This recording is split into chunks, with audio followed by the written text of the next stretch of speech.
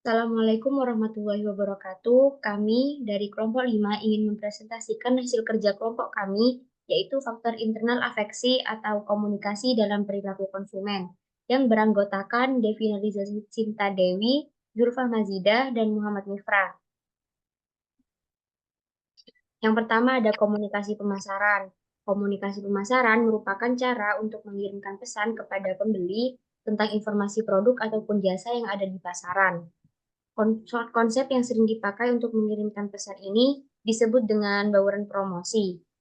Komunikasi yang bersumber dari perusahaan terjadi dalam bentuk promosi.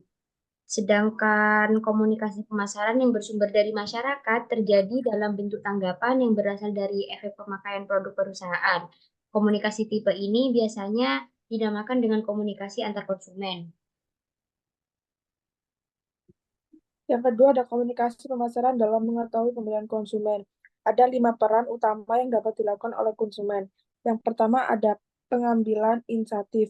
Pengambil inisiatif adalah individu yang pertama kali menginisiasi ide untuk melakukan pembelian. Yang kedua ada orang yang mempengaruhi. Orang yang mempengaruhi adalah mereka yang memberikan informasi dan mempengaruhi cara seseorang mengenali kebutuhan dan keinginannya.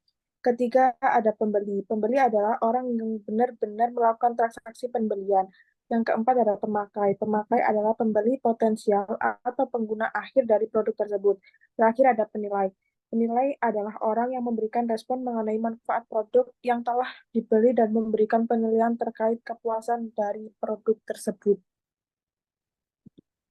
Selanjutnya yaitu pengaruh dan hambatan komunikasi pemasaran dalam keputusan pembelian. Proses keputusan pembelian ini dipengaruhi oleh rangsangan pemasaran yang terdiri dari produk, promotion, price, place, serta faktor lain seperti kondisi ekonomi, budaya, teknologi, dan politik. Hal ini menunjukkan bahwa komunikasi pemasaran berpengaruh terhadap proses keputusan pembelian dengan cara mempengaruhi kesadaran pembeli.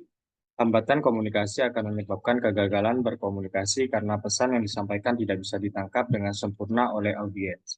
Hambatan dalam proses komunikasi berasal dari hambatan pada sumber terjadi karena perumusan tujuan yang kurang tepat atau kurang jelas sehingga fokus dari benefit produk tidak bisa tersampaikan. Kegagalan ini berpengaruh pada perumusan iklan yang tidak jelas yang menyebabkan fokus benefit produk yang ditawarkan tidak sesuai dengan rumusan iklan. Yang kedua yaitu hambatan dalam proses encoding. Terjadi karena dalam proses perancangan iklan lebih berfokus untuk membuat iklan yang kreatif dan orisinil daripada fokus dalam hal penyampaian benefit produk. Yang ketiga yaitu hambatan dalam transmisi pesan. Terjadi karena pemilihan media yang tidak sesuai dan tidak cocok sehingga menyebabkan iklan yang dibuat gagal menjangkau kelompok sasaran. Yang keempat yaitu hambatan dalam proses decoding. Terjadi karena konsumen mengabaikan pesan yang tidak menarik minat konsumen. Konsumen akan menolak pesan jika sumber pesan tersebut dianggap tidak kredibel. Hambatan dalam proses decoding ini juga terjadi karena kurangnya fokus dari pesan. Sekian presentasi dari kami. Terima kasih. Wassalamualaikum warahmatullahi wabarakatuh.